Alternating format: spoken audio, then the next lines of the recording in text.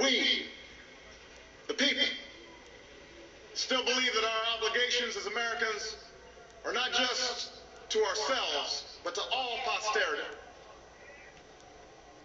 We will respond to the threat of climate change, knowing that the failure to do so would betray our children and future generations.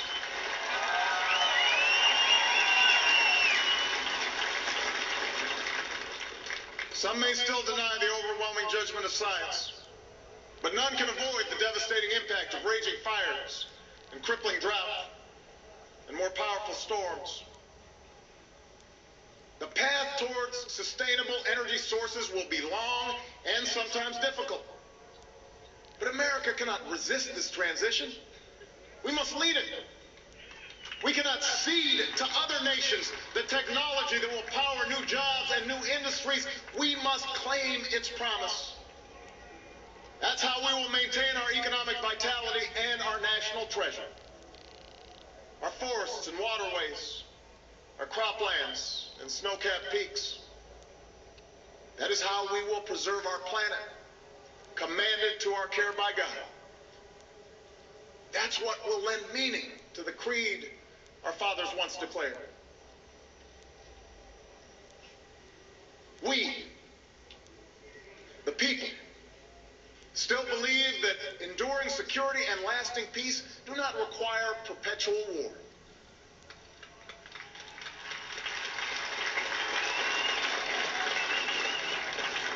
Our brave men and women in uniform, tempered by the flames of battle, are unmatched in skill and courage.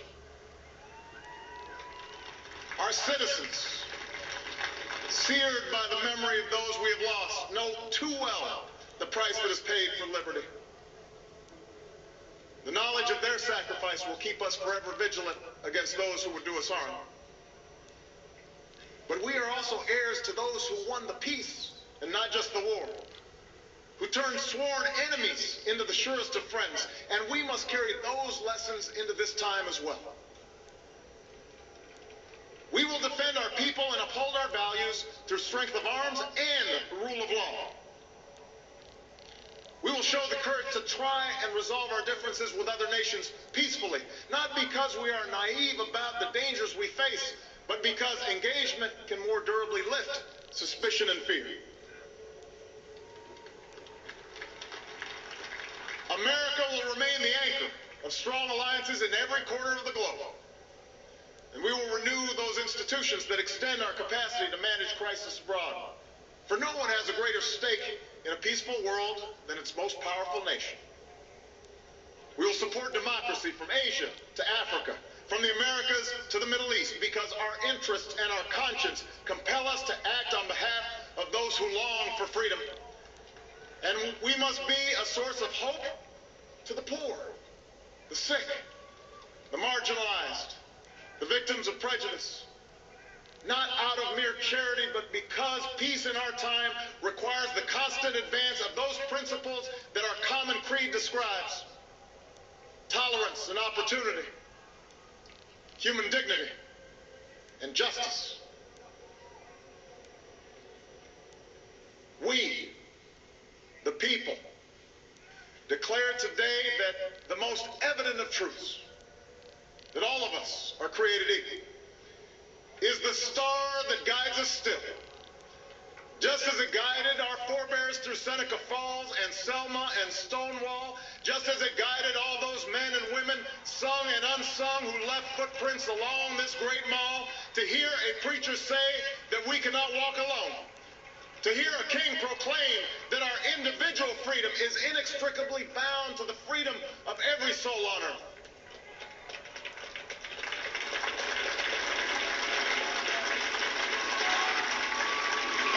It is now our generation's task to carry on what those pioneers began.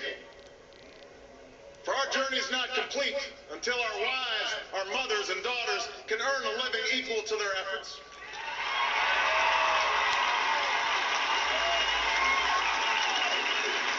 Our journey is not complete until our gay brothers and sisters are treated like anyone else under the law.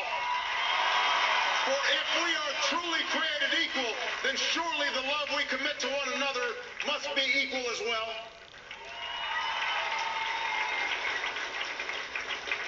Our journey is not complete until no citizen is forced to wait for hours to exercise the right to vote. Our journey is not complete until we find a better way to welcome the striving, hopeful immigrants who still see America as a land of opportunity, until bright young students and engineers are enlisted in our workforce rather than expelled from our country.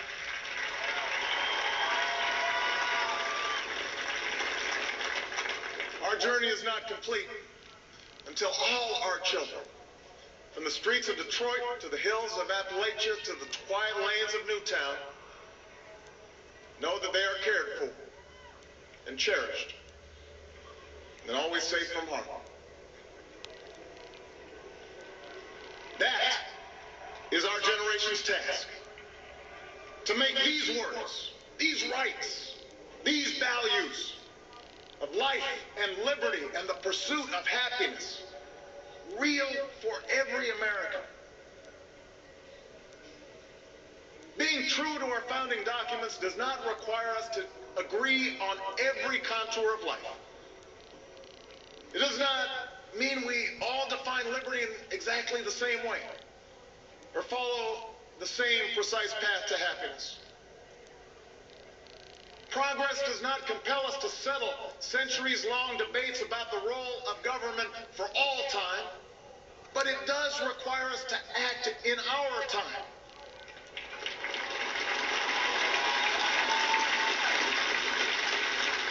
For now, decisions are upon us, and we cannot afford delay. We cannot mistake absolutism for principle, or substitute spectacle for politics, or treat name-calling as reasoned debate. We must act knowing that our work will be imperfect. We must act knowing that today's victories will be only partial, and that it will be up to those who stand here in 4 years, and 40 years, and 400 years hence to advance the timeless spirit once conferred to us in a spare Philadelphia hall.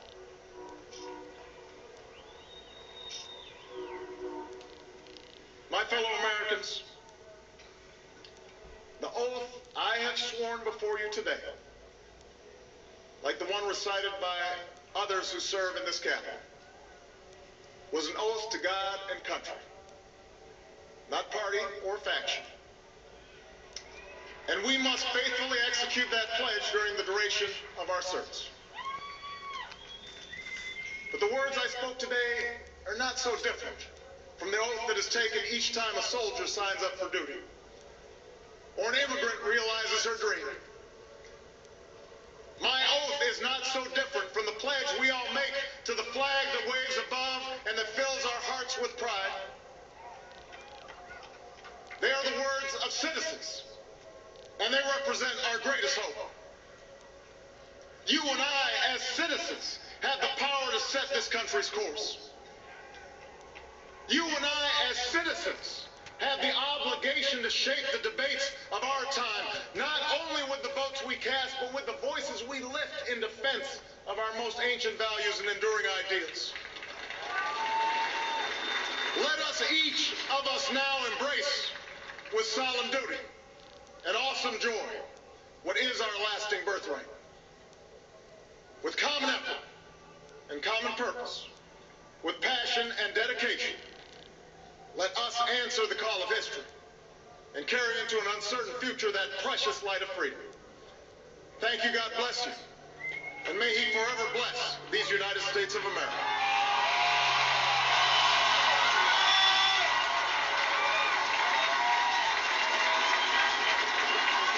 At 12:11 p.m.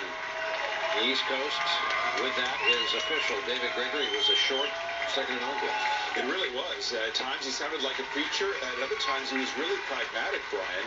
This is a president who time and time again said, we've got to act together in doing the nation's business, lifting up the middle class.